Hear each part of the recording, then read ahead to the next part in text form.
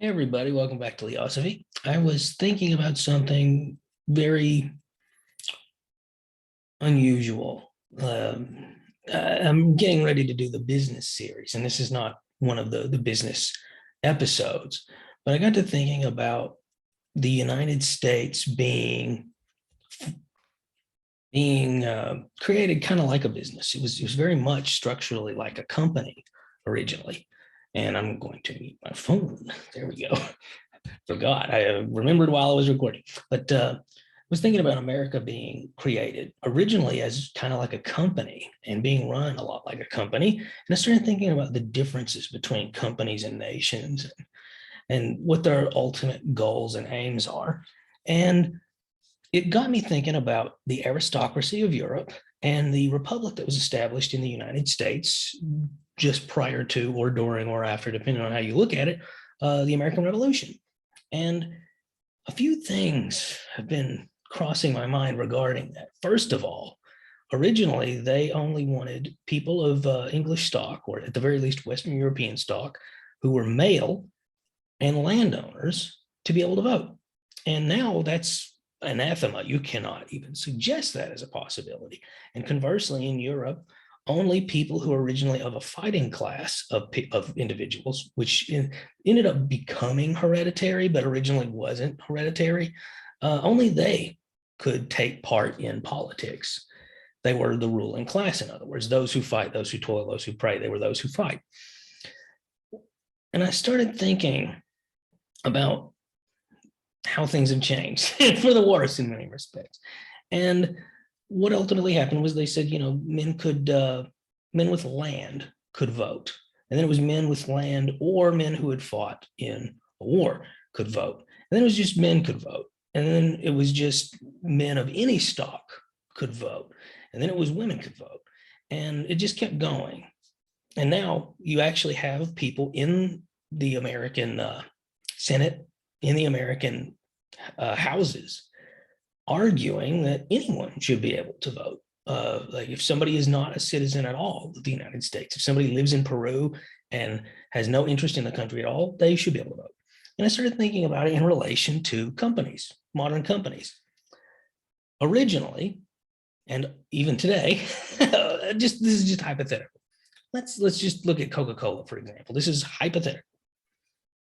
In order to vote on measures regarding the future of Coca-Cola as a company, you have to have stock in Coke.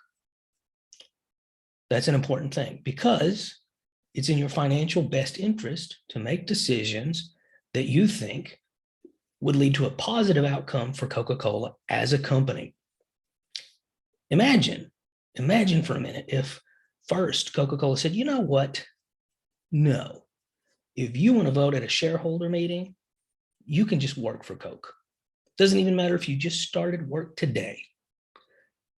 Is that person who has no stock in Coke at all, does not care if Coke stock actually goes up or not, does he actually care about making those kind of measures? Let's say he's the janitor.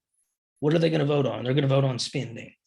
Wouldn't it be in his best interest actually to vote for more spending for custodial activities, even if it means the stock will go down because he is in fact not a shareholder? Now, obviously it's in his best interest that Coke stay in business, but it's not necessarily in his best interest that their stock go up. It's not in his best interest that the company perform better this quarter than they did the previous quarter. All that matters is that they stay afloat. And in this instance, maybe put more of their money towards him as an individual. Now, let's say they say, well, next quarter, they have a bad quarter, obviously. So the following quarter, they say, you know what, new provision. Anybody can vote for Coke. Doesn't even matter if you're a major shareholder in Pepsi and openly despise Coca-Cola as a company and have no employment history with Coca-Cola and have no stock in Coca-Cola.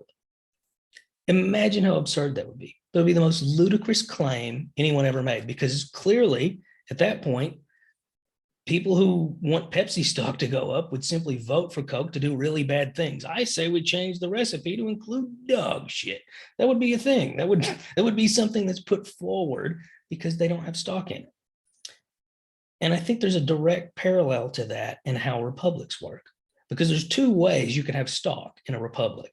Either it's in your best vested interest that the republic flourish, if you are a landowner in said republic, or you have a business in said republic, then you have stock in that respect in said republic. And as a result, it's in your best interest that it do well. If you don't, then what do you care? Now, you could say, well, I'm patriotic, or I have an emotional tie or a cultural tie.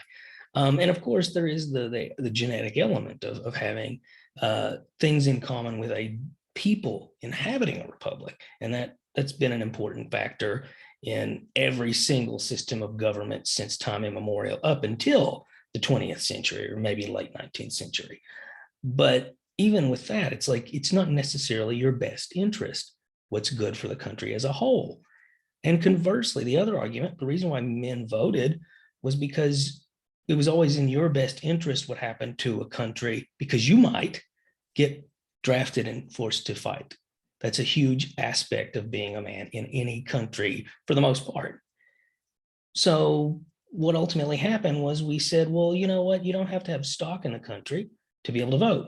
And now we're saying you didn't, early 20th century, we decided, well, you don't even really have to worry about being drafted to vote, because now women can vote and they can't be drafted. And the immediate response from suffragists, once they gained that right to vote, was to vote for a war that they would never have to fight in. So there's two ways you could have stock in a company: economic stock in the form of land ownership or business ownership that's directly tied to the well-being of said country, in this case, a republic, because we're dealing with voting, or it's in your best interest to ensure the country's well-being, because if things get too heated, you might be called to fight for said country and die for said country. So it has to be a fight that's in that country's absolute best interest under those circumstances. It's interesting that proposing what I did about Coca-Cola is absurd. You would say that's insane to suggest that someone with no stock in a company be voting on that company. And yet we've done exactly that, slowly and periodically over a point of 2-3 centuries, depending on which country, in this case 2 centuries, for a republic. And people wonder why the republic isn't doing well. So that's just my thoughts on that. Maybe the whole aristocracy argument has a point. Like, share, subscribe, keep asking questions. Bye.